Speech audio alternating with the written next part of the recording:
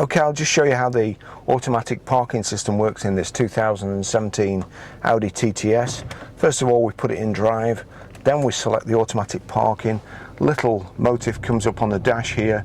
It's showing an arrow forward, and it's also indicating that you're going to be parking in a space on the left, and you're going to go past it and then reverse back into it.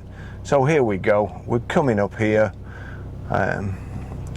It's still saying forward. Can't go too far, otherwise I'll hit the office. So hopefully, there we go, it's gone into showing you to go into reverse.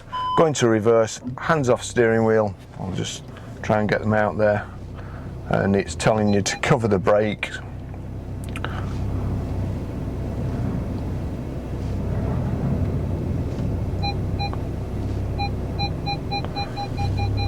It's showing still reversing, covering the brakes, and then you can just move forward yourself. That's it, perfect.